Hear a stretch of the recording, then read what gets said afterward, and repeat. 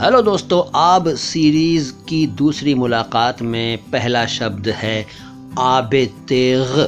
तेग नहीं, तेग। आब तेग का मतलब है तलवार की धार, तलवार की चमक और तलवार की धार की तेज़ी। फिर है आब गुल। आब गुल का मतलब है गुलाब जल। गुलाब जल तो आप जानते हैं। एक शब्द है आब ज़र। आब ज़र का मतलब है ज़र का आब। ज़र का मतलब सोना, सोने का पानी, तरल सोना।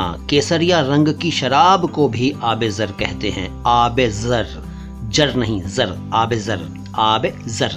इसके बाद आब दुर। आब दुर का मतलब है मोती की चमक, मोती, पर्ल की चमक। इसके बाद आब दाग। आब दाग का मतलब है दाग की चमक, यानी किसी जख्म की, किसी घाव की चमक। फिर आब यख। आब यख का मतलब है बहुत ठंडा पानी, बर्फीला पानी, एकदम ठंडा, आब यख। फिर आब आहन।